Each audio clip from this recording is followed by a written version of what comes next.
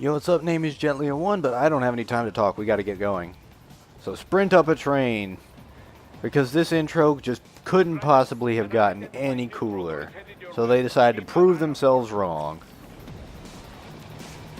Although it's kind of annoying that the ninja run, like, will activate on... Or the fancy parkour stuff activates on tiny boxes, so he'll just completely drop all momentum to leap up. But that's irrelevant. Because we ran like 2 cars up a train, and now we found the people. I won't be needing my little Hero. His name is Jack. This is not, well, I guess this is a Japanese-made game, but there's nobody named Hero, and that's just not cool. What about all the good things war has done for us? What good thing? Why don't we ever hear speeches about that? Jobs, technology, a common purpose. This is one of the good parts about the game, though. Like I said, the story is interesting enough to keep you sitting here. So they actually do drop philosophical stuff going on. But again, you're playing this game to cut things. And as we're about to see, his purpose in life is to cut things too. Hey, you, what you gonna do? No, get out of my way. If I got in, The sword puns aren't funny, dude. Come on. or a chance. And then, yeah, he lives to cut things. And we now firmly hate this guy and want to kill him. That's the way it goes. And he just watches. It's like, should I go grab him? Nah. And hey, look, a vertibird. I really want to say his name, but I also really want to wait. He's getting away and this guy's in our way, so cut through him and let's go get him. Nope. He just blocks it, that's awesome. So his name is Sam, now I can say it. He's all yours, Sam. Well then, show me a good time. And is playing the only thing I know for real. This song is awesome. And my slam jam of it went and got me a bunch of used stuff. Come on now. Let's fight crazy. Okay. I'm gonna wait till he attacks. I need to practice my blocking. Blocked it. Self-taught, and not half bad. Hey. We're at least 3/4 not bad. Come on, man. Be nice. But he just smacks us and sends us flying. And physics be damned. Just go ahead and stop upside down by stabbing a roof. I mean, I understand you're a cyborg, but that's still going to tear metal off. Come on now. And there we get a demonstration. When an attack glows bright yellow, you cannot block it no matter what you do. Because I was doing nothing but light attacks. So that means if he attacks at all, I should have blocked that. That's not cool. But yeah, this battle can quite literally go on forever. Like the first time I played this, I managed to just keep constantly blocking everything. And that battle will go on until you miss. Ow. So we got our eye cut out, and he took out our fancy eye patch. But you hold it. Some philosophy. No. You yearn to use your true power. Tool of justice. I love Jetstream Sam. He's awesome.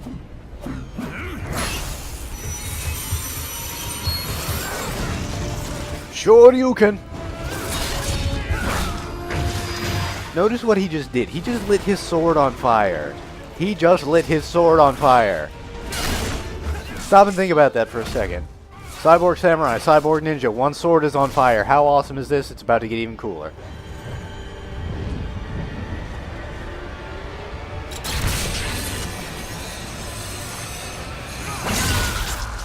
That's exactly right. His sheath has an M16 receiver built into it that fires the sword out so he can do crazy fast slashes. And the amazing thing is that the hype is gonna go higher. And Raiden is sitting there, not again, because guess what happened in Metal Gear Solid 4 that I didn't get to play? His arm got cut off. You're almost clear of the tunnel. Ugh. And now, playable weakness. We have 0 health, and we can just swing at him. Did you want to practice first? And if you keep swinging, you can make this go forever too. But you have to sit there and get hit by him to keep the game moving. And since this is an LP and not me just screwing around, I'm going to get going. But I sat there for like 15 minutes the first time I did this just because I don't know why. When you bring a tool to a sword fight. You don't bring screwdrivers to sword fights, now do you, Jack?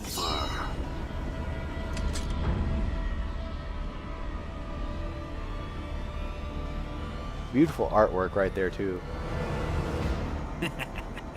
Lucky devil. Da. The tunnel that was going to take you into the light is gone. Very well, you won't go into the light today. And I cannot do a Brazilian accent. I haven't even heard anyone speak Brazilian. So, sorry.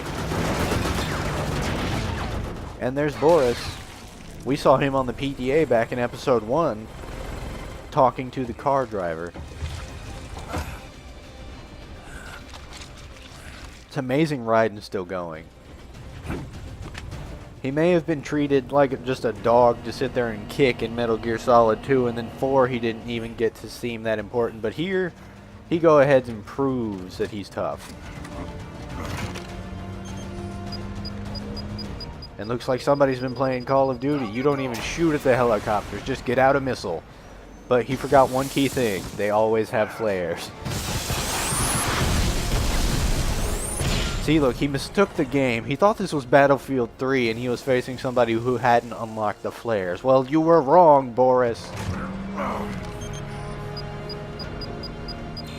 This valley actually probably would make a pretty good map for...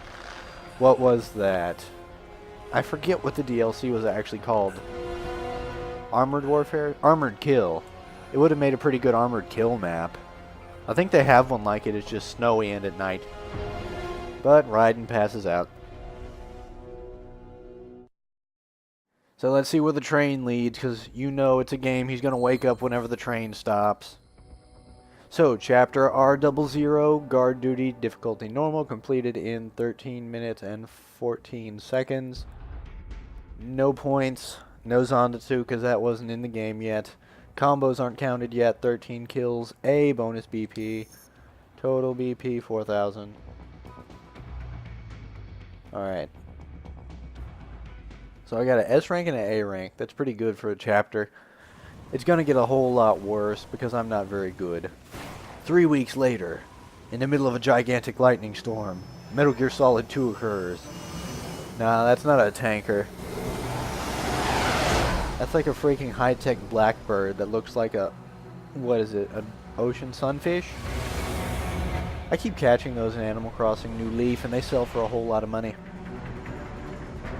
So there's a guy inside of it. Hey, it's us. So far, so good. So far, so good. He's lying. Oh, okay. I thought it was Raiden saying he's got a clean visual. It's like, dude, you're in a thunderstorm. You don't see Jack, Jack. We'll get you in safely, Devarich. And just random Russian tossed in, because you can't have a Russian character without them saying random Russian stuff, now can you? Or at least Platinum doesn't think so. Because the guys from Vanquish say random Russian stuff. From your foes. Nikolai from Anarchy Reign says random Russian stuff. I got it. And now we've got Boris saying random Russian stuff. I had to pause there because I forgot what Nikolai's name was. I wanted to call him Dmitri for some reason. Terrorists. I was planning on that anyway. And that right there is the game itself explaining that, Excuse me. like I explained in episode 1, your way to heal is to kill the enemy. Typically located in the left hand. And also if we get left hands, we get bonus I points. am authorized to offer you upgrades and services in exchange for it. See, I really like this because he's explaining the upgrade mechanic. Is that you'll get data from killing your enemies, and he will use the data to build you upgrades. There. I see land. And The thing about the left hands is that some of them will have glowing left hands, and if you cut that left hand off, you will get some bonus content, some artwork and stuff. And then also, if you cut off individual body parts, you will gain bonus points, including a lot of points for cutting off both hands. It's pretty dark in gameplay. Like, it's all about, yeah, all about fighting terrorists and fixing governments. But we're gonna do it by cutting people's limbs off. The best message to send about justice. It's a bloody, bloody affair, isn't it? Have no way of openly opposing the new regime. That's why they called us. That's why they called us the A-Team. Leader of the occupation forces, an extremist linked to both the St. Petersburg massacre. Oh yeah, this happened in the future. and last year's Duh. Pt3 in Georgia. It's Metal Gear. And his arms supplier, none other than Desperado Enforcement. Desperado again. We saw that. We could barely read it, but it was on the ray. Money's killers. If we don't It was those guys. they could destabilize the entire region. But our more immediate problem is And again, I'm sorry if I'm sitting there and just talking through the cutscenes, but like, the story is ridiculous. The only problem I see is that nickname. There you go. my enhancements this time. He won't be an issue. Sam is a threat, but now we're apparently on equal ground. Because we got rebuilt. And the rainstorm just magically stops within, what was that, a minute? But yes, now we land. It's time to go.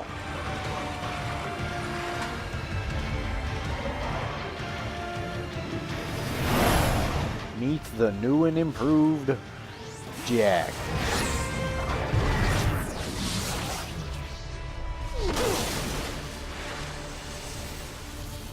Again, Platinum Games, their visual skills at making things look good. Can you match them? Can you? I don't think you can.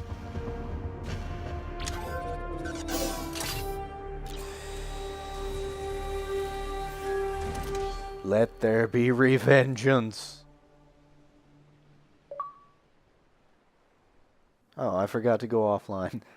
Whoops. Oh well. Loading screen, loading screen. Game loads fast too, and now I get all my upgrades back. The waypoint is marked on your solid So, radar. Contact us on welcome to Mission 001. As you can see, I am now wildly overpowered, but I'm going to go over that in the next episode. So this has been Jet1, and I will see you then.